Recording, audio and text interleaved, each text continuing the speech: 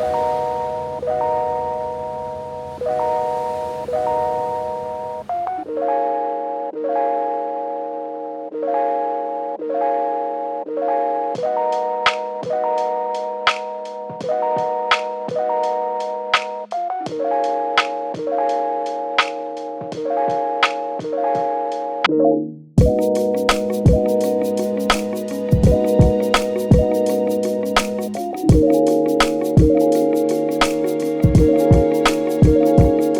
everyone, welcome if you're new, or welcome back if you've somehow visited this channel before. My name is Tanya and I live in Los Angeles. I live in the South Bay area of Los Angeles. I am a professional freelance video editor and videographer. I wanted to create this video because I'm a big fan of New Year's goal setting videos, monthly resets, other mid-year check-in videos, and content of that nature. I sometimes produce a year in review video, which although I missed last year, I'll probably do again this year, but this type of video is focused more on intentions, habits, and goals. My theme year for 2024 is the year of possibilities. I created a vision board in Canva in December and even printed it out and framed it so I can see it every day. Like many other vloggers, I'm a big fan of using Notion to plan my year and created monthly and weekly resets. I also use Notion for different aspects of my life, like a place to put my favorite recipes, brainstorming ideas, job search tracking, a place to keep all of my important life information organized, and other creative ideas. I love that you can customize everything to fit your needs, and I'm constantly changing my Notion pages as I play with what works for me and what doesn't. If you're ever interested in a video where I dive deeper into using Notion, let me know in the comments. For this mid-year check-in, I created some essential questions I wanted to take some time to answer and really give some thought to, which I'll do offline, but I'll give you some overarching ideas in different categories of how the first half of the year went and what I would like to focus on in the next 6 months. So let's talk about some of the highs and lows for the first half of the year. The first thing is that I was in a musical called The Drowsy Chaperone in April. It was actually on my vision board to be in a musical this year, and in January, one of my tap dancing friends texted me about auditions, and I got a part in the ensemble. What time is it? Showtime! What time is it? Showtime! What time is it? Showtime! We just finished Act 1. We are now dressed for Act 2, where we are playing evil monkeys. Kim is putting on my monkey tail. I have to say, it was one of the most fun experiences of my life. I love performing and I love the cast. I was so sad when it was over, although it was nice to have my time back because it is a lot of work, but I can't wait to do another one in the future. Speaking of performing, I continued taking tap dancing classes and even tried a few other styles like lyrical as well. I love taking dance so much and it really brings me so much joy. So if you've ever been on the fence on taking a class as an adult, here's your little push. The next one is sort of a high and a low. I was involved in a bit of a legal battle with my family after my mom passed away this September. I won't get into details, but in early March I decided to back out of it because mentally I did not feel good about it at all and it was giving me a lot of anxiety. I really do want to talk about it in the future if I can find a way to do so without throwing anyone under the bus, because I think there are some huge lessons I learned that would really be useful to people, especially when it comes to women and money.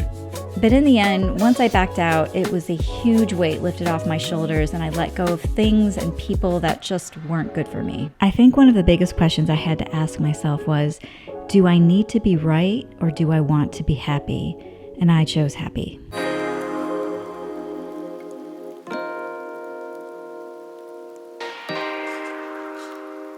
One big area I want to focus on for the rest of the year is health and wellness. Health has always been a big priority for me, and I've always tried to make sure that I'm eating well and exercising, but there are a few things that could definitely use some tweaking and some cleaning up. I think especially as you get older and age, and for women especially, you got to work with your body and how it's changing, and it's going to change. Things that you used to do that you could get away with, you just can't get away with anymore. And so instead of beating yourself up or beating myself up, I'm trying to work with my body in a much more gentle and loving way and moving forward, just being a little bit more disciplined. So let's go make a smoothie and talk a little bit more about that. In the first 4 months of the year, aside from tap dancing, I was going to Orange Theory and walking for fitness. I liked OTF, but it was too expensive, so I stopped going about 2 months ago. So I've been trying to get into a new rhythm of working out on my own since then. I've been doing some Nike Training Club workouts in my home garage gym, especially focusing on strength training, going to the Manhattan Beach sand dunes and Culver City stairs here and there, hikes, and this week I'm doing a free week of yoga at Core Power Yoga. There isn't too much I want to change about my workouts, so I want to focus more on what I'm eating. I'm really trying hard to make sure I drink enough water each day, which I find challenging, and really exercising portion control and keeping sweets and unnecessary carbs out of the house to avoid temptation. Like I said, as I get older, my body is changing and I just have to be more mindful and lean into more nutritionally dense foods, even though I do love my chocolate and bread. Thankfully, I've never been a big alcohol drinker, so that really helps too. To me, it's not about a number on the scale, but with how I'm feeling. If I feel heavy or bloated, I just don't move through the world feeling great. Getting good quality sleep is also high up on the list as a predictor of how my mood will be, so I absolutely prioritize that. One of the things that I was most proud of last year was tracking every penny, give or take a few, in an income and expense spreadsheet. I do this manually maybe once a week because I find it keeps me more accountable and it helps me spend less because it's somewhat of a tedious task. But it was so helpful when I did my taxes this year and I could look at the spreadsheet and know exactly what I spent in each category. Like last year, I've been doing great about tracking everything again. I'm not earning as much as I want to as a freelancer right now and have been job searching for full-time jobs as well, but we'll get into that in the career section. But like I said, I am proud of myself for keeping up with this tool. I also track my net worth at the end of each month so I can keep track of assets and liabilities and see how my money is growing each month. And although I really haven't saved a lot in the last couple of years, it's amazing to watch your money grow in investments because of the magic of compounding interest. So if you haven't started investing, I highly recommend it.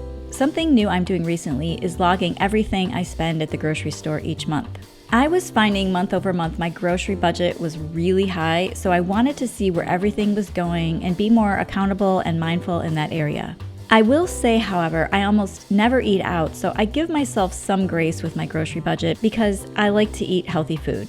Speaking of earning income, I sometimes pet sit as a side hustle, so let's head on over to one of my pet sitting gigs now to talk about career. So one thing that's been sort of interesting with my career is that when I started off in my career, I was just a video editor, and people could specialize in something like either video editing, producing, script writing, videography, etc. Around 2008, things changed when the recession hit. And as a video professional, you were kind of expected to know everything from script writing, producing, to editing, to videography. Now things have changed a little bit where it's not just about video, because a lot of people are looking for all of those things, plus SEO, specialization, Google Ads, marketing, design like in Canva, and social media posting. A lot of things rolled into one. So it's not just simply being a video professional anymore. And so I'm at a kind of crossroads with my career in that I'm trying to figure out which direction to go. Right now I'm taking a digital marketing course and it's fairly affordable and it's certified by Google. So I feel like it has some clout, just to try to give myself a little bit of a competitive advantage. And it sort of complements what I already know instead of starting over from the very beginning. However, I wonder where I want to take that as a freelancer or full-time. So I'm kind of at a crossroads there. Now, there's this little thing you might have heard called YouTube, and a lot of people are doing very, very well on YouTube. Even though I have a channel, I've never really been consistent with it. And I had considered maybe going down that route, but I've always kind of hit a wall because I'm not at a place in my life where I want to overshare the daily details of my life like a lot of vloggers do. and I don't know if I have it in me to be consistent where I'm posting twice a week. I post rather sporadically, and it's been okay with me because it hasn't been something that I've relied on income-wise. However, a lot of people seem to be in control of what they produce to some extent when they have a YouTube channel, and I feel like people seem to enjoy video a lot more that way. I used to have a personal finance blog for about 7 or 8 years, and I shared a lot of personal details in that blog at the time, and I guess I was okay with it at the time, but now I value my privacy a lot more. And so with these videos like this video, I'm kind of giving you some broad strokes instead of a lot of details into my life. So anyway, going back to the YouTube channel, there is another tiny hiccup that I would have to consider. And that is when I did have that personal finance blog, I had Google AdSense, and I had just used it for banner ads and kind of keeping it simple. And honestly, I don't think I made any money from it. But somewhere along the way, I must have done something and got banned from Google AdSense for, it seems like, a lifetime sentence. And if you know Google and you have ever tried to get a hold of somebody at Google, it is virtually impossible. And you think, oh, no, why not just start another YouTube channel? Because your Google AdSense is tied to YouTube, which is tied to your social security number if you want to earn income. And I don't have enough subscribers right now that makes a difference. But I don't know how to make that work unless I get someone else to sign up for a YouTube channel using their social security, which just doesn't seem possible. So I don't really know. I'm curious to see if anyone out there has ever dealt with this and what they might have done to get around it. I'm not super concerned about it because from what I understand, it seems to be a small amount in the grand scheme of things. And the bigger money to be earned is from brand sponsorships and partnerships. So that's another consideration. But I feel like that requires a lot of, like I said, the daily posting and whatnot. So we got a lot to figure out career-wise, which is fine because I think this probably happens in everyone's career. And a lot is happening with AI and especially in our industry. And so, you just can't complain about it. You just have to find a way to deal with it, pivot, adjust, and kind of go on with life. Or I find something completely different to do with my life. It's hard because in the end, I really, really love the storytelling and the video aspect of it, but it just doesn't seem like that is a super hireable skill alone these days. So I'm trying to figure things out. Something that I didn't think I was going to be doing this year at all was traveling. For some reason, I didn't think the timing was right this year, especially for an international trip, but there were a couple things that made me change my mind. One of those was hearing of several people my age or younger passing away rather suddenly. Now, this sounds morbid, but it really made me realize how precious time was and that I could do some traveling without getting carried away and hopefully gain some newfound inspiration and energy. Plus, it's been 6 years since I've traveled anywhere internationally, and I'm not counting the time I went to Kelowna, British Columbia, because Canada doesn't count. So I have 2 trips planned. One of them is probably to Crater Lake in Oregon in July. And I say probably only because if a big work project comes up or something like that, I kind of reserve the right to change my mind there. But the second is Scotland in the fall, which has been on my bucket list forever, and that will not change for sure because it's already booked. Of course, I'll be documenting my trip in videos because I love doing that. I've done it in the past. And I'm glad I decided not to wait for the quote-unquote perfect time because there never does seem to be the perfect time. Of course, I'll still be taking tap dancing classes, and I'm also very curious about a new class at my studio, Musical Theater Jazz. It's TBD, but one thing I am doing is I'm going to be part of an adult dance ensemble for my studio where there will be mostly community performances at various events and whatnot. I'm also thinking of working on practicing the ukulele more, as I can play pretty much basic chords, but I've gotten out of practice and I have online ukulele lessons that I purchased that I've yet to start. Who knows, maybe I'll do another musical year in review like I did in 2014 and 2020 at the end of the year. If you want to see those, I included the links in the description. Another big project I want to work on this year is creating a video of my life story. I know this sounds a little self-indulgent, but here's why. I have a lot of footage of random aspects of my life floating around my apartment. Last year, I had some old VHS tapes, shout out if you're old enough to remember those, with video projects from high school, college, my road trip when I moved to Seattle, other trips, all converted to digital files. Since some of them are too long and very cringy to sit down and watch in full, I wanted to incorporate clips of them in one cohesive video that I can have all in one place and look back on as sort of a video diary of the first half century on this planet. That one is probably going to be very time consuming, so my goal for the rest of the year is to just get that up and running and started and work on it when I can.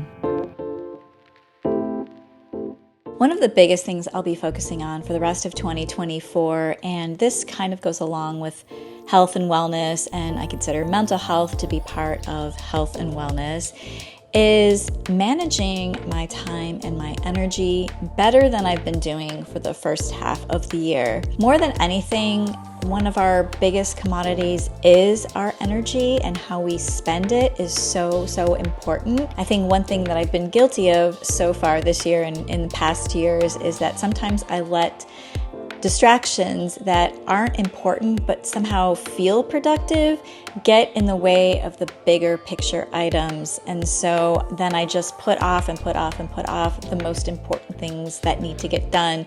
I'm a big fan of the book Essentialism. If you've never read it before, you should go check it out. I feel like I read it at least once a year because I always need a reminder that focusing in on 2 to 3, maybe 4 things that are the most important in life are better than feeling like you're doing a million different things, but none of them very well. So I think for the rest of the year, one of the big things that I need to keep focusing on is those very core things that will have the biggest bang for their buck. Even if I have to temporarily sacrifice a few short-term gains, but in the long run, if I focus on the most important things, they might have a bigger payoff later on. So for the rest of 2024, that is going to be a big focus, managing my time and energy in a much better way than I've been doing for the first half of the year. Another thing about energy is keeping my apartment a really soft, cozy space where I can feel peaceful and recharged. I'm an introvert and love being at home, and the outside of my building is not very pretty, but I can control to an extent what the inside looks like, so keeping my space uncluttered and clean really helps with having calm energy. I love nights cozying up on the couch with a good movie or TV show, or taking a long Epsom salt bubble bath listening to Ella Fitzgerald radio on Pandora. Thanks so much for watching. I hope you enjoyed this video and got a lot of ideas of how you can do your own mid-year reset. In case I do come out with future videos, make sure you hit subscribe and hit the bell to get notified.